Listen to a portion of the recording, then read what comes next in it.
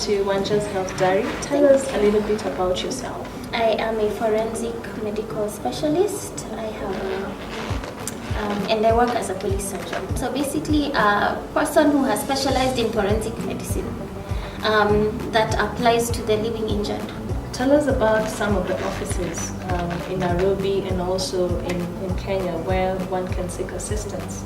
If let's say there is a case of sexual assault, for example, a rape case or a child sexual assault case, the best thing to do in our setup is to go to a hospital immediately, because you don't want to lose any kind of evidence that can be there, especially for sexual assault, sexual violence cases, because you have foreign material between the perpetrators and the victim that can be lost. Every minute that passes after an incident, DNA and other evidence is being lost by the minute, and it needs to be captured because it will offer a lot of information in case there's an investigation that will take place, which should be the case. And in terms of getting to child sexual abuse cases, what are some of the challenges that you face in your everyday basis? The service providers are all fragmented, and these victims need different,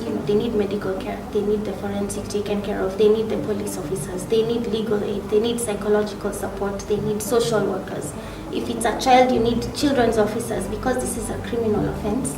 And children's officers are the best place to handle. That's what they're supposed to do. That's their work, and they know exactly how to do it. Then there's the police surgeon or a P3 form that needs to be filled. And then, there's a lot of things that are required, and victims such as this, especially children, are sent back and forth across all these different institutions and having to repeat the story. So there's a lot of traumatization that's repeated. They're having to be re-examined. For example, I have to re-examine any patient who comes to me, or whether they're victims or suspects, because I can't take someone else's examination and pass it off as mine and sign. That's completely wrong. Don't let anyone do that, please. In terms of a child who has been abused, what are some of the physical and emotional aspects, even as you examine a child? And looking on, beyond the examination, what next? What's the support? The difference between the dead and the living. When you're dealing with the living, this horrendous incident that has happened is like the beginning of a huge nightmare that they have to figure out, and they don't know where to start. It's like being dumped in a forest and told, okay, find your way out, and we hope you live through it. So it's really tough, especially for children. In terms of the signs signs that you can spot or pick up that could indicate a possible sexually abused child, you're looking at, of course, the age groups matter a little bit, because an older child may be able to speak. A younger one may not be able to express themselves. But things like bedwetting, regressed milestones, they didn't used to bedwet, but now they're bedwetting.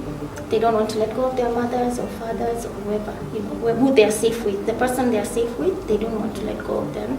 So that's like separation anxiety, nightmares, night terrors, refusing to go to school, avoiding a certain person. Some children will even see the perpetrator and just scream and run off into the dark. There are children who've been found hiding under cars, under just anything they can get to get away from that person.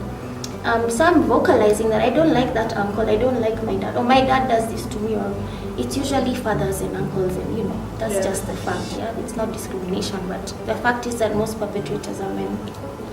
With older girls, older boys, you have substance abuse, rebellious behavior, just a lot of anger and aggression, crying all the time. Those are some of the psychological symptoms. Then you can also have things like frequency, showing that there could be a UTI, urinary tract infection, discharge. Some people masturbate, some kids start masturbating and scratching. That's weird, things that are above their knowledge. When you have a child, a 6-year-old trying to have sex with a 4-year-old, where did that child learn it? You need to look around your environment and wonder who is exposing this child to all this sexual activity. Maybe it's through pornography, which is still a crime. And a bit to make our society safer for children, what do you want you and I and everyone who's watching this to know? How can we protect our children better? First, we have to stop being afraid of reporting. And this is why I started an organization called Wanja. Let's break the silence, because I realize so many people are afraid. They say it's none of my business, I don't want to deal with that, or let them deal with that problem. And it's our business collectively. If your child is hurt by someone, and my child is not hurt, they will still interact. And the thing is, when a child goes through these kinds of traumatic experiences, it alters their brain structure, it alters their behavior, and just because they seem normal doesn't mean they're okay. These issues will arise later on in life, and that's why you get your child abusers, that's why you get your sexual abusers, that's why you get your substance abusers. If you look back, you'll find something happening in the childhood.